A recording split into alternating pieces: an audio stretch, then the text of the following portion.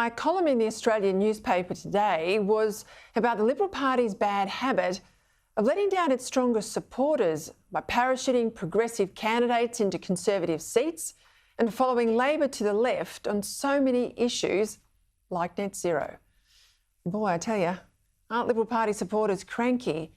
Here's just a taste of what hundreds and hundreds of them had to say in the comments under my column today. Peter says, I hope you read this, ScoMo, because you are definitely not listening. Get our education system back under control, buy the land off state governments if necessary to build dams and power stations, manufacture our own long and short-range missiles, streamline development consents, make a stand. Fiona says, great article, Peter. Forgotten people are parking their votes elsewhere. Desert your base and they'll desert you. Stephen, once again, Peta Credlin is spot on, only this time she is reiterating what is obvious to every Conservative other than those in government. Pandering to those who will never vote for you is electoral suicide. The base, he says, is where the coalition must win. They must fight the Labor, they must fight the left by going the other way, not embracing their madness. Yet with the Prime Minister likely to call the election any day after the budget is handed down next Tuesday, he hasn't got a lot of time to turn things around. Indeed, it's 11 minutes to midnight, and still in New South Wales, he's got must-win seats without candidates. What on earth possessed the PM's rep on the New South Wales Liberal executive to stall for months Liberal Party members' chance to have democratic pre-selections for candidates because of what he feared? He might lose his own seat.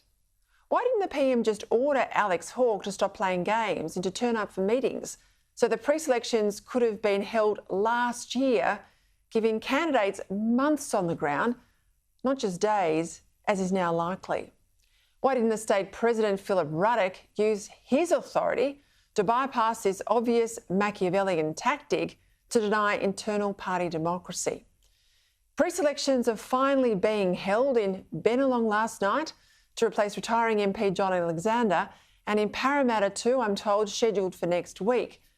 But there's still nothing set for Hughes or Warringah. And in Dobell, they've just had a head office pick rubber stamped by the state executive. The new Liberal candidate there in Dobell, Dr Michael Fennelly, is a well-regarded cardiologist, but also a serial candidate. Having run in the federal seat of Kingsford Smith and lost in both the 2010 and 2016 elections, he then had another crack as a candidate for pre-selection in the 2018 Wentworth by-election, and now he's a Libs pick yet again on the Central Coast. As a medico of some renown, he could be fourth time lucky, but given his seat-chasing history, he's also an easy target for Labor.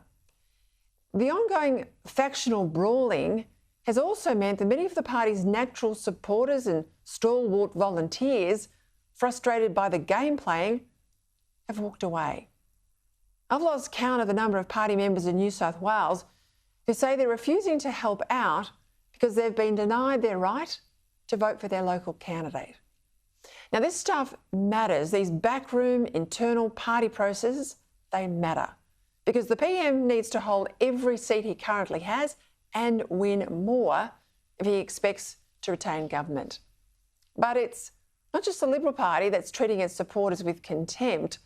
The pile-on against Anthony Albanese for his failure to apologise to the family of Kimberley Kitching and his denial of an inquiry into workplace bullying that he demands everybody else do is not being driven by Liberal Party insiders or a Murdoch media conspiracy.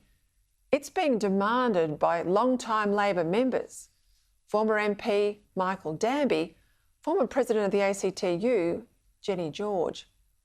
Then there's Labor's parachuting of privileged, entitled candidates into seats where decent party members deserve a say and aren't getting it under normal party rules.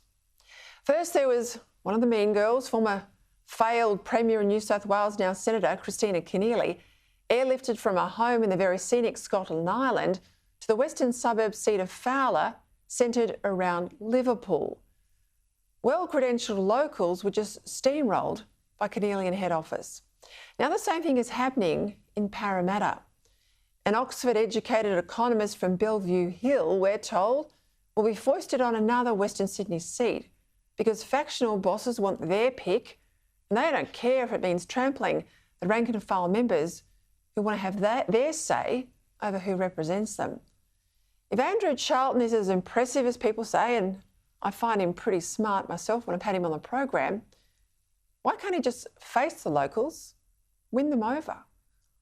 Is it any wonder, though, with these sorts of machinations, the people are turning off party politics and feel alienated by both major parties?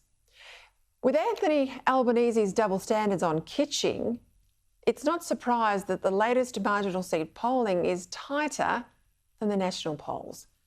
But with voters turned off by big parties, I tell you, a hung parliament is more and more likely.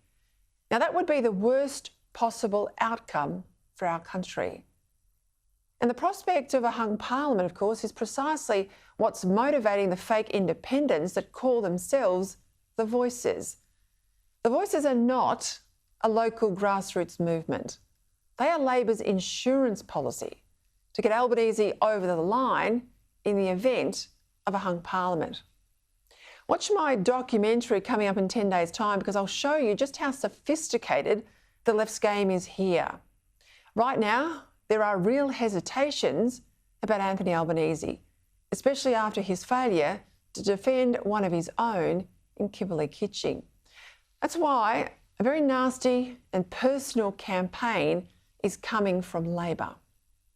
They can't afford, no way can they afford, to lose the unlosable election for a second time.